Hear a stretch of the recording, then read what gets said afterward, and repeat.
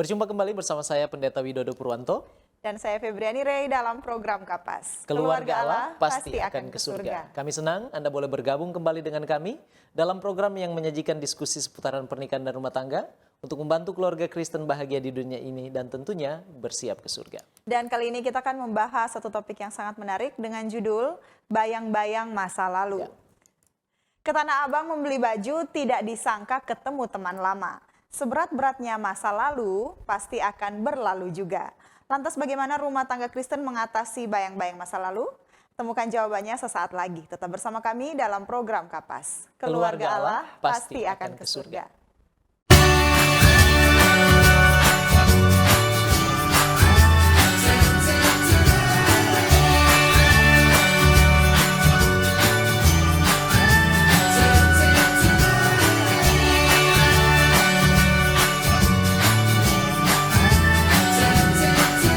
Saksikan selalu program Keluarga Allah Pasti ke Surga setiap Kamis pukul 18 waktu Indonesia Tengah di YouTube channel Cornelius Media, Bridge to the Truth.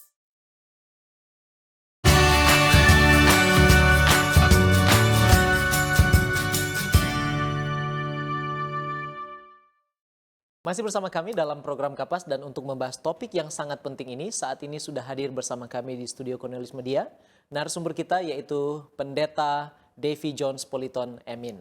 Pendeta Davy Jones Politon menamatkan Bachelor of Theology di Universitas Advent Indonesia pada tahun 1993 dan kemudian meraih gelar Master of Ministry Emphasis in Health Ministry dari IAS Filipina tahun 1998. Saat ini beliau sedang menyelesaikan studi S3 Counseling Psychology di Adventist University of the Philippines. Beliau saat ini dipercayakan Allah melayani sebagai koordinator Urban Center of Influence, Gereja Masehi Advent Hari ke-7, Conference Sulawesi Selatan, Barat, dan Tenggara, serta pendeta senior di Gereja Masehi Advent Hari ke-7 Sungai Sadang, Makassar. Beliau menikah dengan Ibu Rineke Rolos, MPH, Major in Nutrition, dan dipercayakan Tuhan 2 orang anak, yaitu Adriel Michael Politon, yang saat ini sedang studi manajemen di AUP Filipina, dan Adriel Michelle Politon yang saat ini sedang studi Visual Communication Design juga di AUP Filipina. Baik, Febriani, langsung saja kita sapa narasumber kita ya. Shalom, Pendeta Dave Politon. Shalom Pendeta. Shalom. Apa kabar? Baik-baik, sehat-sehat. Puji Sehat Tuhan. ya, puji Tuhan. Senang Pendeta. sekali boleh bersama dengan kami pada saat ini. Sayang sekali Ibu tidak bisa hadir ya, Pendeta. Tapi terima kasih sudah menerima undangan kami untuk menjadi narasumber di program Kapas pada saat ini. Baik, Pendeta Dave, kita akan memulaikan diskusi kita, namun sebelumnya mari kita tunduk kepala dan berdoa. Terpujilah Engkau Tuhan Allah kami, Engkau sungguh baik dalam kehidupan kami, telah mempertemukan kami kembali di dalam program Keluarga Allah Pasti Akan ke Surga Cornelius Media. Kami meminta tuntunan Tuhan menjadi bagian kami, saat kami mendiskusikan saat ini topik yang sangat penting, ya Tuhan, tentang bayang-bayang masa lalu.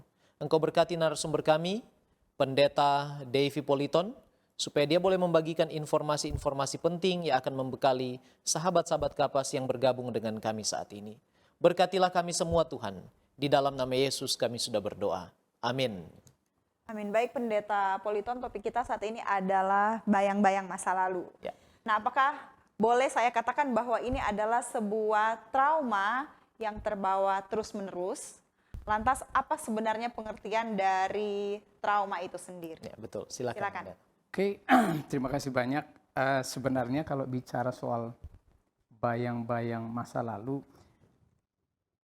saya kasih analogi sederhana. Shadow atau bayang-bayang itu akan selalu ngikutin subjeknya. Betul.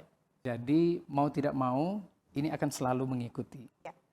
Jadi kalau kita pikir soal trauma, individu yang bersangkutan harus menerima kenyataan dan realita bahwa itu akan selalu ada dan mengikuti. Tinggal bagaimana kita merespon terhadap trauma yang terjadi di masa lalu atau bayang-bayang masa lalu yang nantinya mungkin akan dikategorikan apakah ini negatif atau positif, agar supaya respon kita justru akan lebih banyak menguntungkan kita dibanding merugikan kita. Baik. Jadi kalau mau ditanya pemahaman tentang trauma, itu agak kompleks, tapi pada prinsipnya itu adalah kejadian atau peristiwa yang terjadi di masa lalu dengan berbagai macam kategori, karena trauma itu kan ada 3. Ada akut, ada kronis, ada kompleks. Jadi yang akut itu biasanya hal-hal yang berat, kayak abuse, kekerasan, perceraian, perselingkuhan, affair. Itu yang akut ya pendeta? Itu yang akut. Kalau yang kronis itu biasanya berkaitan dengan penyakit, ya, kemudian stres berdasarkan apa yang dialami. Kemudian yang kompleks itu berbagai event yang terjadi yang juga bisa mengakibatkan trauma itu, tapi tidak terlalu berat lah istilahnya mau dialami, karena itu adalah realita kehidupan. Baik, terima kasih pendeta. Jadi kita sudah dapat tadi ya kategori dari trauma itu betul. ya, yaitu akut, kronis, dan kompleks ya Kompleks, pendeta. Baik, nah kalau begitu mengapa topik ini yang judulnya bayang-bayang masa lalu ini penting untuk diangkat atau dibahas dalam kaitannya dengan kehidupan rumah tangga Kristen pendeta? Saya kira mungkin ini berkaitan dengan berbagai macam kasus yang terjadi di rumah tangga. Akhir-akhir ini ya kita dengarlah bahwa perselingkuhan dan perceraian itu banyak terjadi, bukan cuma di luar Indonesia. Kita juga banyak kasus. Ya. Kemudian perceraian, tindakan kekerasan. Jadi mau tidak mau peristiwa-peristiwa ini yang terjadi mungkin yang sudah berlalu akan bisa jadi trauma tergantung individu itu membawanya di masa sekarang. Jadi kalau kita bilang bayang-bayang masa lalu, ini tergantung individu nih. Kalau dia ingat terus, maka itu akan mengikuti, akan terus jadi trauma. Jadi saya mungkin akan mulai dari memori. Karena kalau kita bicara soal bayang-bayang masa lalu, maka tidak akan terlepas dari ingatan, Ya, memori. betul. Semua peristiwa itu disimpan di dalam otak kita. Ya. Tergantung mau disimpannya di mana, mau di short term memory atau di long term memory. Sementara ingatan itu adalah sebuah proses di mana kita menyimpan informasi ke dalam pikiran kita. Dan itu akan ada di situ, tergantung nanti seperti yang tadi saya bilang, apakah dia nanti tersimpan singkat lalu kemudian hilang. Atau lama, karena kita yang memutuskan untuk mengingatnya terus-menerus. Itu memori, karena kalau kita tidak mengawali dari sini, maka kita tidak akan bisa menolong klien atau korban yang punya isu dan kasus seperti PTSD, Post Traumatic Syndrome Disorder. Itu karena bayang-bayang masa lalu, dia bisa kena stres, bisa depresi, anxiety, ya, dan lain sebagainya. Jadi itu. Jadi pendeta, ini memang bergantung kepada personalnya seseorang ya. Betul untuk sekali. Jangka waktu dari trauma itu berlangsung terhadap dirinya. Betul. Ya. Karena ini akan bertolak belakang pada respon individu yang bersangkutan yang mengalami peristiwa itu. Kalau contoh soal, saya mungkin adalah victim broken home. Ya, jadi kalau saya mau putuskan untuk menjadikan broken home experience di masa yang lalu itu menjadi penghambat saya untuk paling tidak berpikirnya itu saya pernah orang tua saya pernah bertengkar di hadapan saya, kemudian saya bisa berpikir nih kalau saya mau putuskan lebih bagus nggak usah berumah tangga, stay single aja daripada nanti terus kasus yang sama terjadi. Betul, ya. Itu bisa membuat seseorang mengambil keputusan untuk masa depannya jadi terhambat, nggak mau pacaran, tidak mau berhubungan sosial, Ya, betul. lalu nggak mau berumah tangga karena ada trauma karena peristiwa masa lalu. Jadi kalau saya menentukan untuk membawa itu ke sekarang bisa aja, tapi saya udah putuskan ngapain saya bawa itu yang masa lalu. Ya. Karena saya harus putuskan, saya harus jalani rumah tangga saya sendiri, dan kalau saya mau rumah tangga saya lebih bagus dari yang sebelumnya, saya harus putuskan tidak mengulangi apa yang saya lihat dan apa yang saya alami di masa yang lalu. Baik, terima kasih pendeta. Baik, terima kasih pendeta. Kalau begitu sekarang boleh ke pendeta jelaskan apa saja jenis trauma yang mungkin mengganggu kehidupan rumah tangga Kristen. kalau kita bicarakan soal jenis trauma, maka klasifikasinya itu sebenarnya banyak, meskipun kategorinya seperti yang saya singgung Tiga tadi ya. 3 hal tadi. Jadi ini bisa bervariasi di tiap orang. Dan mungkin kategori ini muncul akhir-akhir dari kasus-kasus psychological symptoms.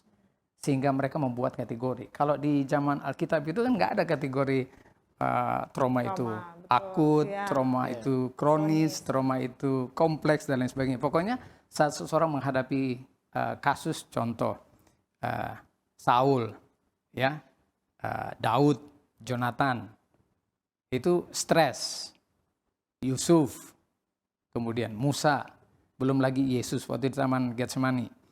Mereka itu menghadapi peristiwa yang membuat mereka stres dan depresi, kemudian rasanya itu kayak bagaimana ya, nggak mau lanjutkan hidup, nggak mau move on dan lain sebagainya. Jadi hal itu bervariasi, silih berganti dalam perjalanan kehidupan seseorang. Cuman ini kita karena mungkin konsep sekarang itu sudah mulai membuat listing.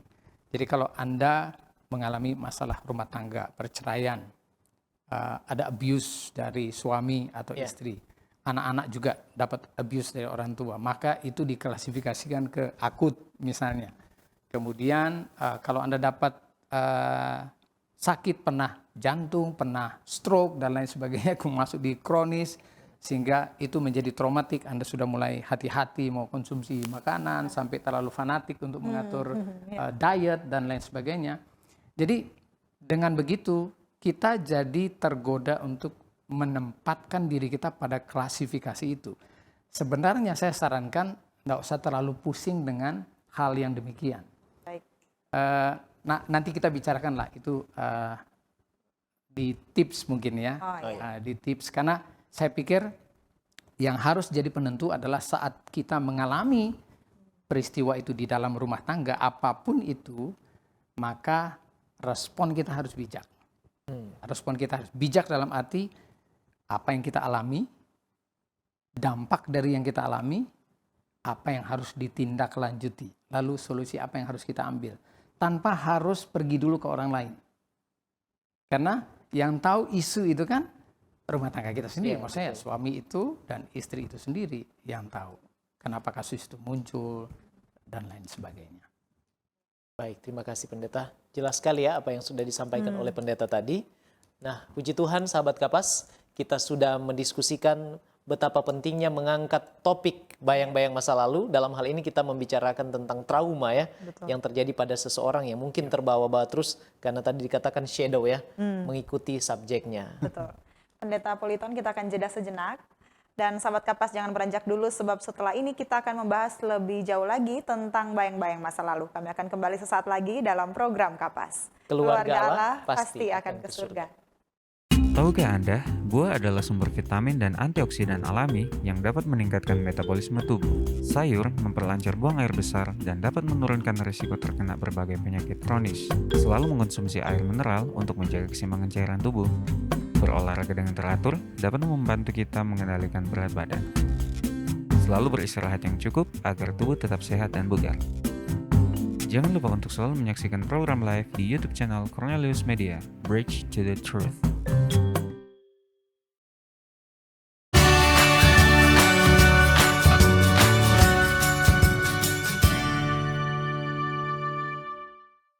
Masih bersama kami dalam program Kapas dan kita akan lanjutkan pembahasan tentang bayang-bayang masa lalu. Ya, betul sekali Febriani, Pendeta Dave Politon.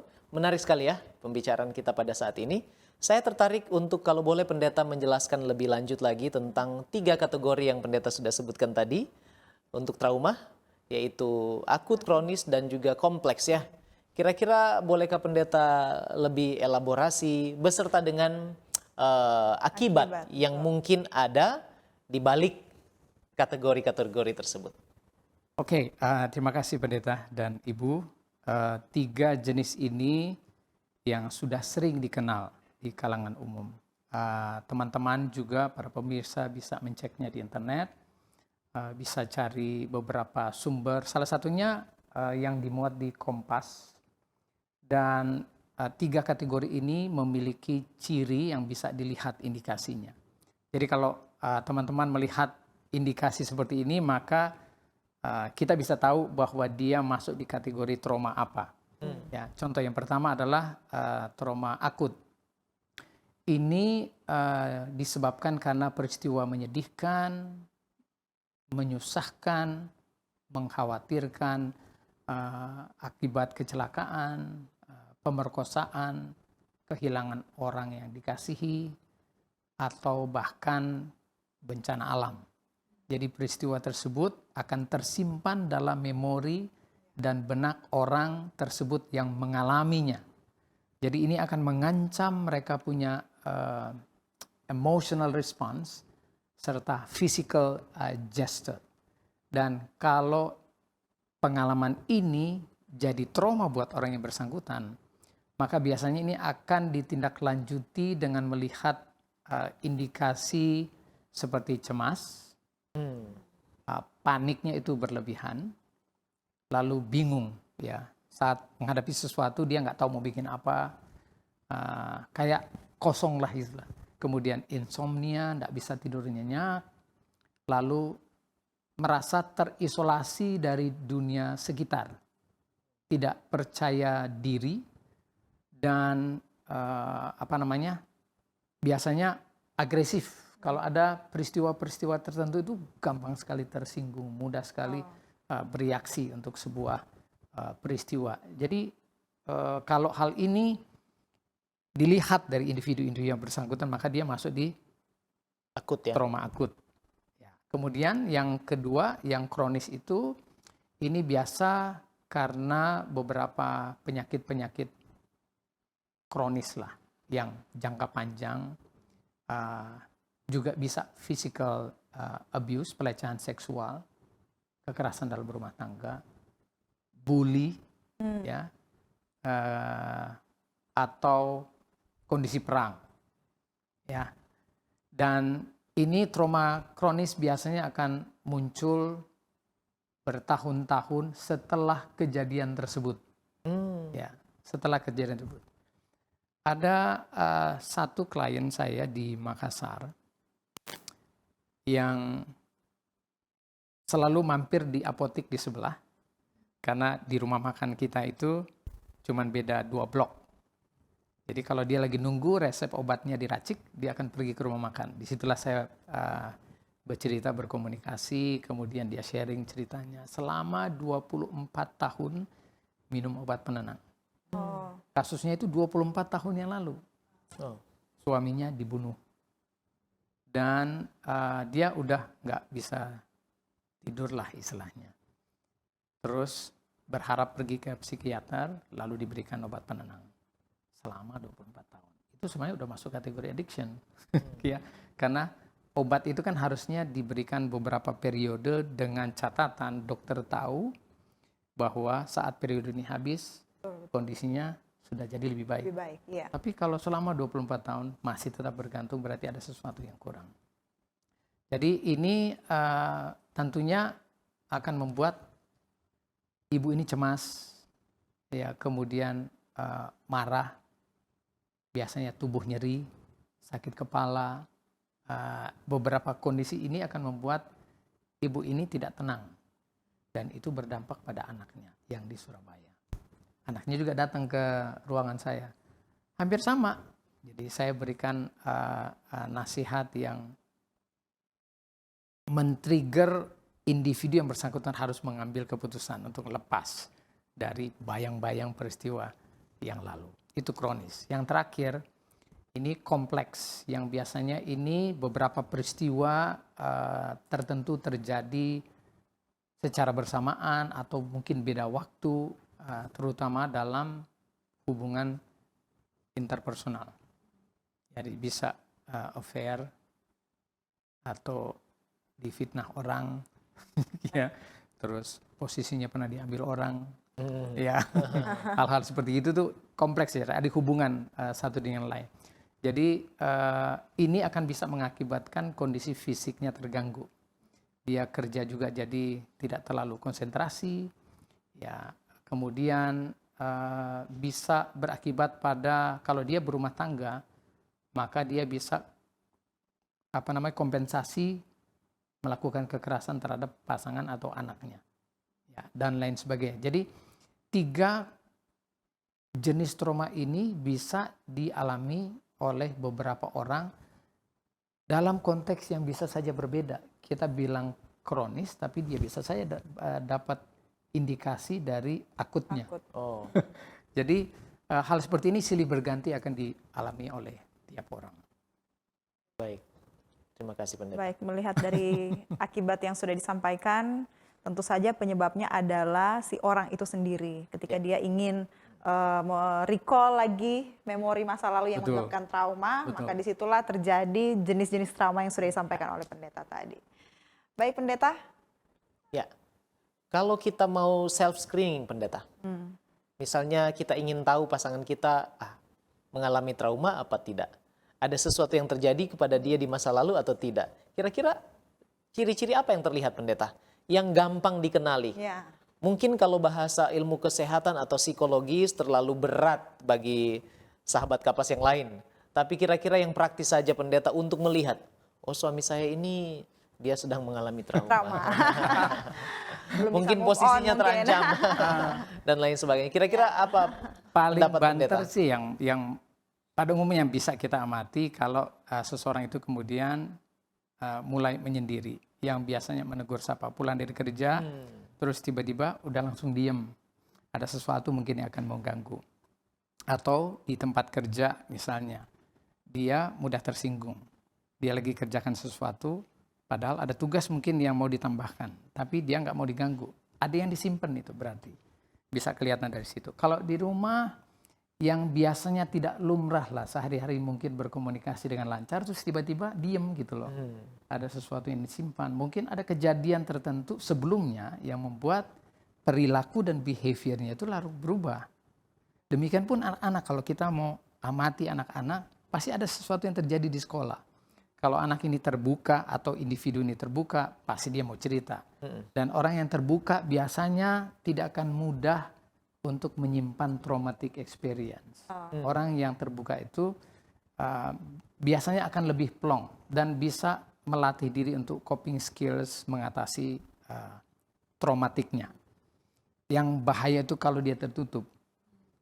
Sudah ada masalah, dia nggak mau cerita, diem, ngurung diri, tapi kelihatan gitu, maksudnya yang harusnya dilakukan satu aktivitas rutin jadi nggak lagi, berkurang. Bisa dilihat sih sebenarnya. Berarti ada symptoms, ada gejala bahwa ada sesuatu yang disimpan. Jadi tadi Ibu bilang recalling memory kan, karena ini kita bicara bayang-bayang masa lalu. Jadi memang individu yang bersangkutan sangat menentukan apakah individu ini akan mengalami traumatic experience atau tidak. Parahnya lagi, kalau peristiwa yang bertahun-tahun lalu masih tetap dia bawa ke sekarang. Ya udah terjadi 90-an berapa gitu, tapi di tahun 2022 masih ingat dia masih bawa itu. Jadi hal itu akan sangat riskan kalau tetap dipraktekkan. Jadi kita akan bicarakan soal tips yang mungkin nanti akan paling tidak mendampingi dan membantu supaya orang tersebut tidak lagi mengalami kondisi tersebut. Ya. Baik suami atau istri ya pendeta. Yap. Sebelum mungkin kita ke segmen berikutnya pendeta, saya penasaran dengan tadi pendeta katakan bahwa ini tergantung pribadinya ya, mau cepat melupakan atau mau membiarkan itu tetap berada di dirinya. Kira-kira faktor apa sih yang mempengaruhi orang ini bisa cepat lupa pendeta? Lupa dengan peristiwa yang ada. Mungkin menurut studi pendeta yang ada secara psikologis, apa yang boleh menyebabkan seseorang cepat melupakan peristiwa yang menyakitkan yang pernah terjadi di masa lalu?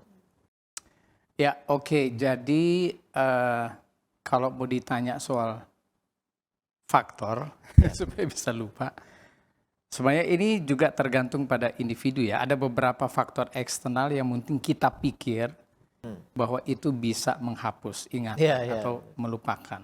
Ya, mungkin beberapa kasus itu biasanya, kasih aja saya uang, atau berikan saya sesuatu, maka saya tidak akan ingat masa lalu.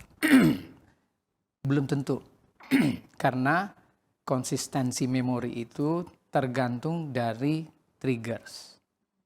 Jadi kalau ada triggers, apapun yang diasosiasikan dengan kasus tersebut, otomatis akan terrecall kan memorinya. Jadi kalau kita bicara soal memori, akan selalu kita bicarakan asosiasi. Asosiasi itu apa yang terhubung. Jadi neurons itu kalau sesuatu terjadi membentuk koneksi di otak kita.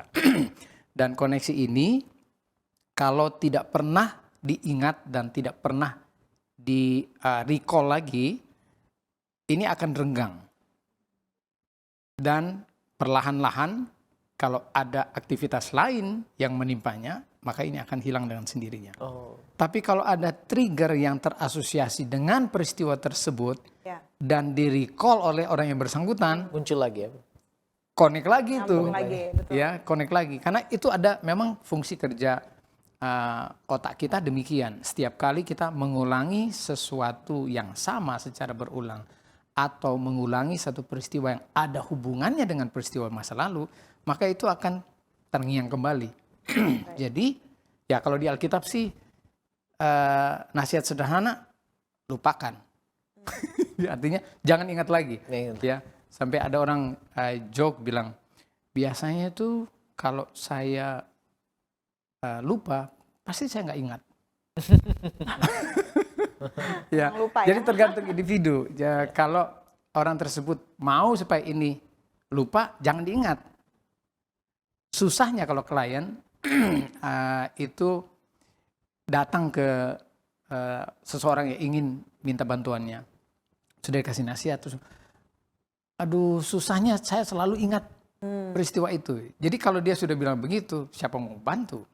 Nggak akan bisa. Karena orang bersangkutan itu yang punya otak yang sudah terbentuk, dia punya koneksi memori berkaitan dengan peristiwa-peristiwa yang membuat trauma.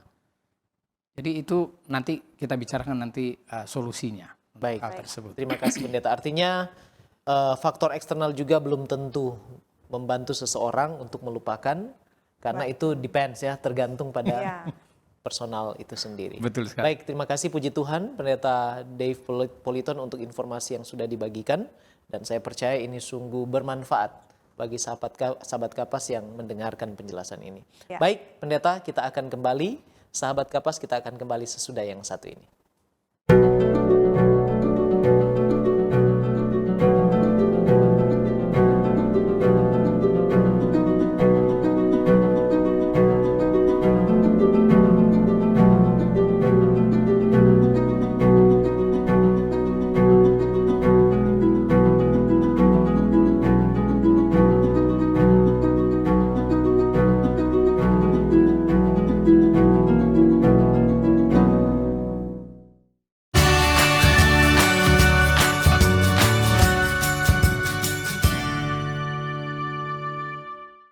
Masih bersama kami dalam program Kapas dan tidak terasa kita sudah tiba di segmen terakhir diskusi kita. Ya, betul sekali Febriani, pendeta Politon. Langsung saja ke pertanyaan. Kira-kira tips apa yang boleh pendeta berikan untuk membantu mereka yang mengalami bayang-bayang masa lalu atau trauma? Silakan pendeta. Baik, terima kasih. Untuk tips mungkin kita akan mulai dari perbedaan dari tiap individu yang sangat bervariasi untuk menindaklanjuti trauma. Jadi biasanya beberapa orang itu memilih opsi dari berbagai sumber. Ada yang ke psikiater, ada yang ke psikolog, ada yang searching di internet, ya, dan lain sebagainya. Paling tidak gambaran umum yang saya ingin sampaikan supaya bisa dilakukan secara individu. Yang pertama tentunya individu yang bersangkutan harus mengenali tipe traumanya. Jadi kalau dia tahu traumanya itu akut, kronis, atau kompleks, maka dia bisa self-aware. Dia punya respon itu kayak gimana, masuk di mana. Jadi kalau dia sudah tahu, yang kedua adalah kita harus bersikap terbuka dan mengakui bahwa kita sedang mengalami hal itu. Oh iya. Ya, berdasarkan itu maka tindakan yang paling riskan adalah kalau kita diem dan tidak mau terbuka. saya anjurkan untuk lebih bagus terbuka. Pertama mungkin terbuka kepada Tuhan lah. Istilahnya sampaikan bahwa saya sedang mengalami hal ini, Tuhan tolong bantu. Anda bisa cari ayat, searching dengan kata-kata kuncinya, ya, hope, ya, kuat, Ya. tenang, damai, dan lain sebagainya. Kemudian kalau Anda punya sahabat dekat, atau dekat dengan orang tua, dekat dengan pasangan, dengan anak, silakan ungkapkan. Ya, karena dengan begitu, step pertama aja udah bikin plong waktu Anda ungkapkan sesuatu kepada orang lain. Tentunya orang yang bisa dipercaya. Ya, pasti. Kemudian biasanya kan tadi kita singgung orang ini mengisolasi diri. Harus ambil keputusan untuk keluar. Mingle dengan orang-orang yang mungkin ceria, yang having fun, lakukan aktivitas bersama. Jadi kalau sudah alami peristiwa traumatic experience yang membuat kita jadi mengisolasi diri, harusnya udah tahu bahwa mengisolasi diri itu nggak baik. Ya. Ya, jadi harus carilah keluar, hubungi teman ketemu dong di mana, biar cuman makan bersama, at least sudah membuat salah satu dari 3 hormon kebahagiaan itu muncul. Ya, dopamin, serotonin, sama oksitosin. Apalagi kalau dapat pelukan dari sahabat dekat atau pasangan, ya pelukan itu sudah membuat otak kita menghasilkan dopamin. You feel good about it. Ya, hugs itu menurut penelitian sudah bisa membuat seseorang tenang. Peredaran darah bisa lebih lancar, jantung lebih tenang untuk berdegup, gantinya was-was, khawatir, terus jantung lebih cepat. Jadi usahakan untuk mingle dengan orang-orang tersebut. Lalu terima kenyataan, maafkan diri, ya. Maafkan itu dalam arti bahwa kita yang putuskan untuk ingat ini peristiwa. Betul. Jadi harusnya saya melepaskan saja gitu. Accept the reality, forgive myself. Pertama, ampuni diri sendiri.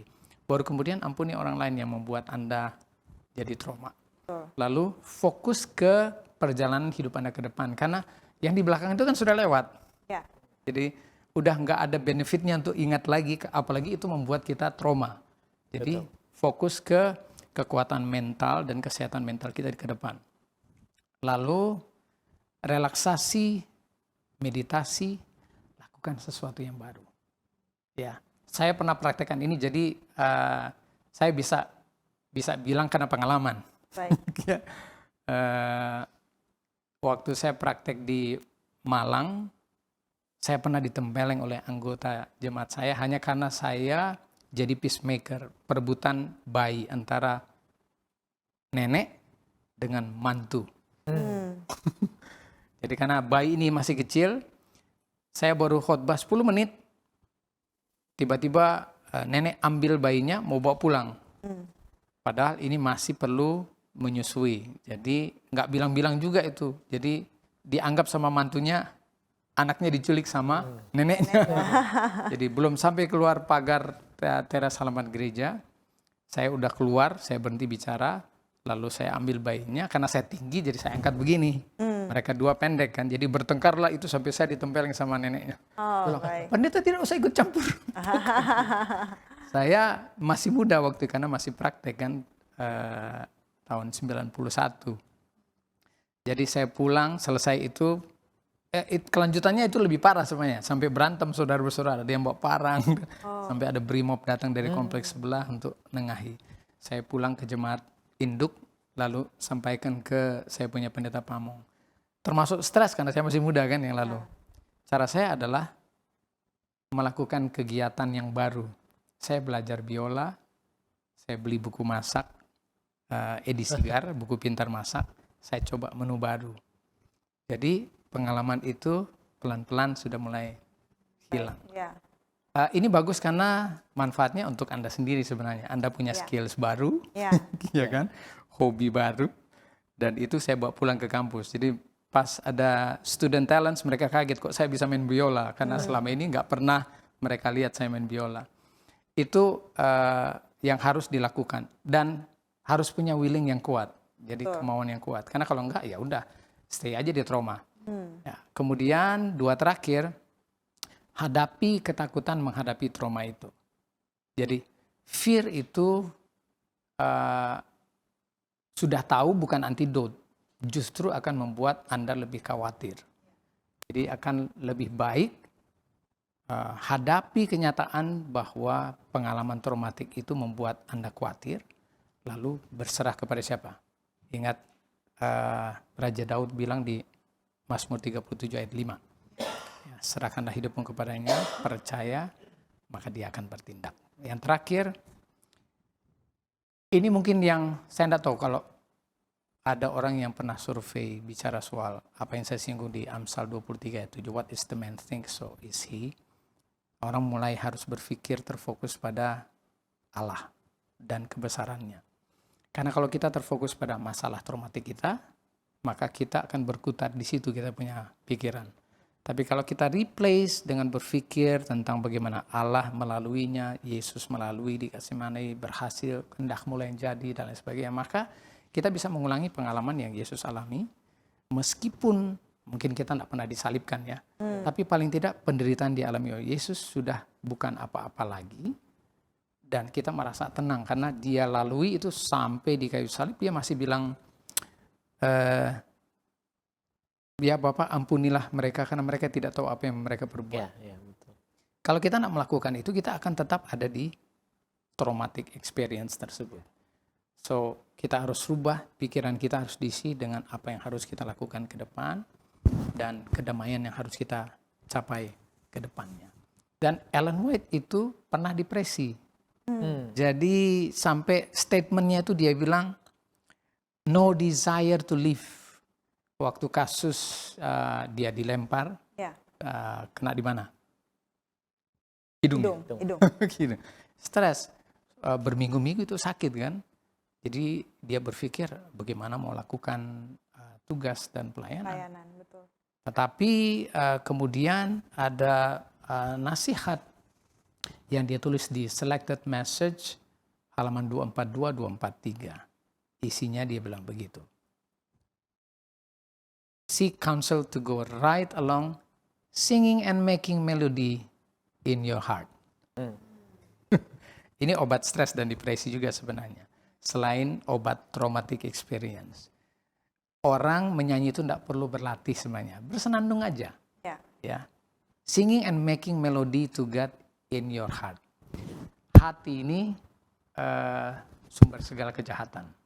Termasuk trauma. Saya masukkan kategori kejahatan karena ini bisa menyebabkan individu yang bersangkutan sampai sakit, stres, depresi, dan sebagainya. Jadi, ubahlah sumber itu jadi sumber kegembiraan, kebahagiaan, ambil keputusan supaya saat kita stres dan depresi karena traumatic experience, bebannya itu tidak lagi berat. Ya, tidak lagi berat karena keringanan akan datang. Ellen White katakan, light will come, terang akan datang, joy will be ours, sukacita akan menjadi milik kita.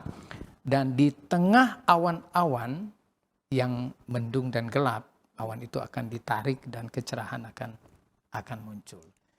Dan nasihat Alkitab mungkin yang saya bisa berikan adalah Yeremia 31 ayat 17.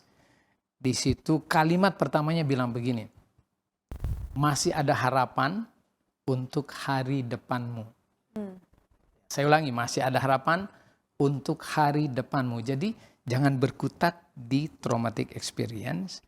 Kalau Anda di situ terus, Anda tidak bisa lihat bahwa ada masa depan yang sebenarnya sedang menunggu. Tinggal bagaimana Anda menindaklanjuti hal tersebut. Yang berikut, Mazmur 139 ayat 7 dan 8. Ini agak unik nih, saya pilih ini. Bunyinya begini, kemana aku dapat pergi menjauhi rohmu?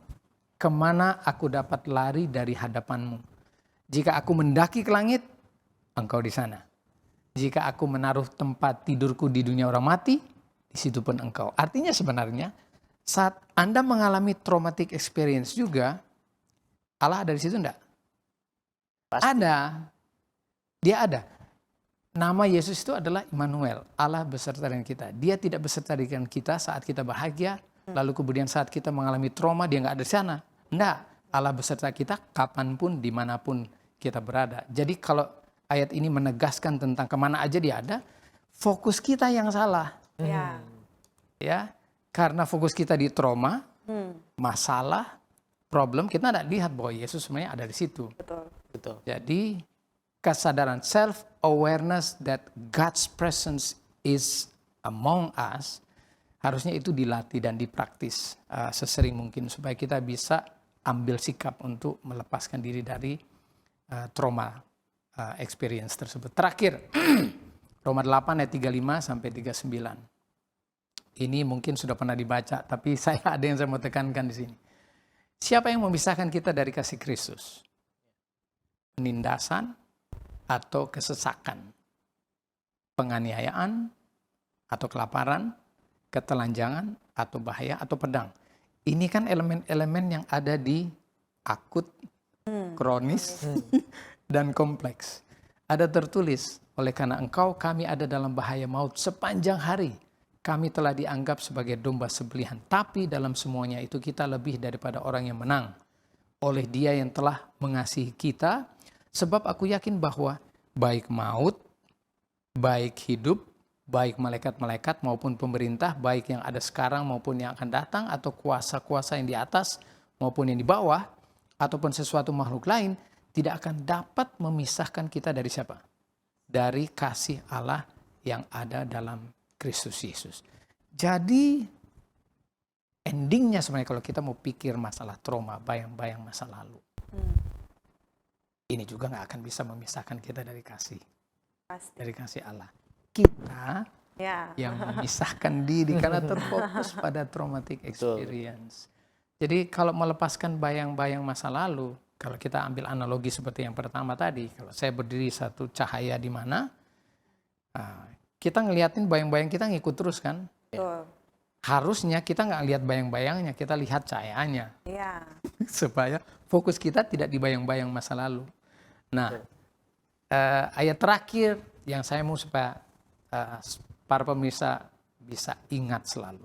Mazmur 62 ayat 89. Pada Allah ada keselamatanku dan kemuliaanku.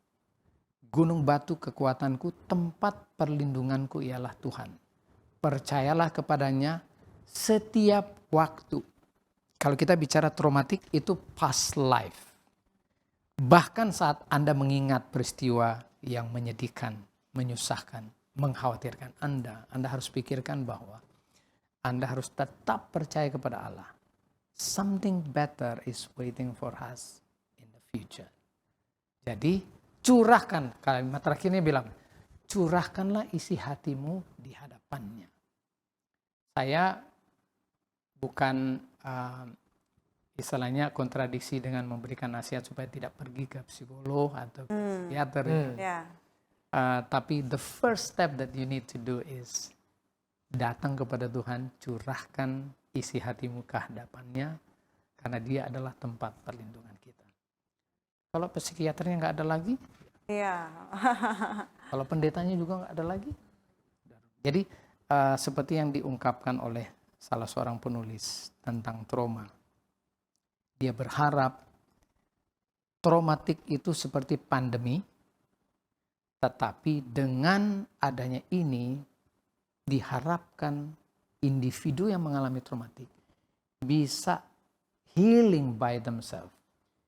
Mereka akan jadi vaksin sendiri daripada orang lain. Jadi kalau Tuhan sudah bantu Anda dan saya Pak Permisa, kita jadi treat kita sendiri sebagai vaksin untuk melepaskan diri dari traumatik. Anda tidak bisa suruh orang lain lepaskan kita dari trauma. Betul.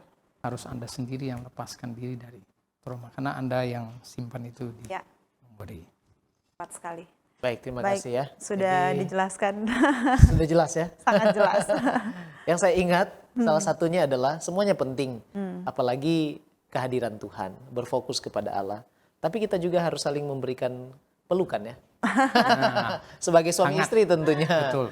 Dan menjadi pasangan yang dapat dipercaya supaya pasangan kita boleh curhat, terbuka atas segala masalah yang ada. Baik. Amin. Terima kasih Pendeta Politon, dan sebagai kesimpulan bolehkah Pendeta memberikan closing statement Ya. untuk diskusi kita pada saat ini? Mungkin closing statement saya cuman saya singgung Filipi 4 ayat 13 deh. Ini statement yang justru bisa jadi antidote untuk kasus apa aja. Ya, khusus untuk trauma ini, kalau Anda rasa Anda tidak bisa keluar dari sana, kalau ingat ayat ini pasti Anda, iya juga ya, I can do all things through Christ who strengthened me. Kekuatan Anda hanya dari Tuhan. Kalau Anda mau lepas dari trauma, maka Anda harus berharap kepada Tuhan. Dan kunci di ayat itu kan bilang, I can do, bukan orang lain. Iya. Karena Anda yang mengalami trauma, jadi Anda yang harus keluarkan diri dari trauma itu, tapi kekuatannya dari siapa? Dari Yesus. So, yakinlah bahwa Anda bisa lepas dari traumatic experience dalam rumah tangga hanya karena Yesus yang memberi Anda pertolongan. Suami dan istri, orang tua dan anak-anak, saya berharap tidak ada kasus-kasus seperti ini lagi dalam rumah tangga hanya karena bayang-bayang masa lalu. Baik. Baik, puji Tuhan. Terima kasih Pendeta Politon untuk penjelasan yang saya percaya sangat bermanfaat untuk rumah tangga Kristen yang ada di luar sana, termasuk kita ya. Betul. Supaya kita boleh hidup bahagia, lepas dari trauma, dan kemudian kita boleh saling menguatkan supaya boleh bersiap ke surga. Amin. Baik, sebagai penutup Pendeta Politon boleh pimpin kita di dalam doa. Mari kita berdoa. Allah Bapa yang bertahta dalam kerajaan surga, puji syukur dan terima kasih untuk acara yang telah kami laksanakan pada saat ini, berbagi pengetahuan dan hikmat serta akal budi bagi teman-teman, para pemirsa berkaitan dengan traumatic experience dalam kehidupan berumah tangga. Kami percaya bahwa ada hal-hal dan peristiwa-peristiwa yang Tuhan izinkan terjadi untuk menolong kami dalam proses pembentukan karakter dan moral kami untuk mengatasi berbagai macam isu dalam kehidupan yang kami jalani.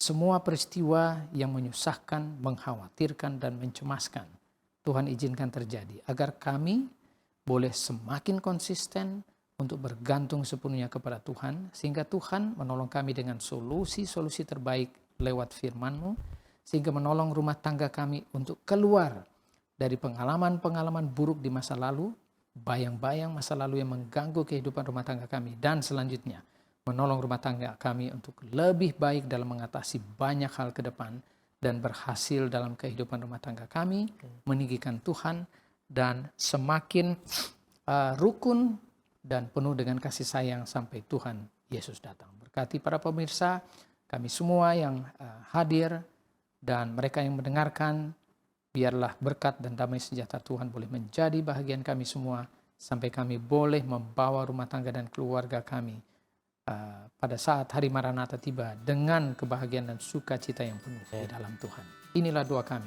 Di dalam nama Yesus kami sudah berdoa dan mengucap syukur. Amin.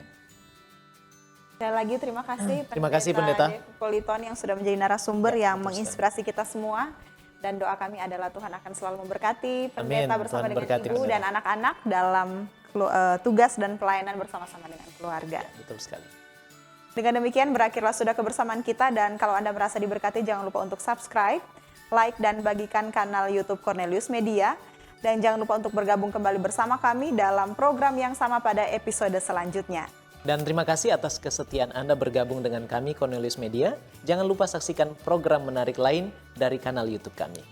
Menjadi sahabat Kapas, kita belajar bersama, Kita bersama kita bahagia bersama, dan kita bersiap ke surga bersama, sebab keluarga Allah pasti akan ke surga. Saya Pendeta Widodo Purwanto. Dan saya Febriani Ray bersama dengan narasumber kita Pendeta Davy John Politon. Sampai jumpa lagi dan salam Kapas. Salam.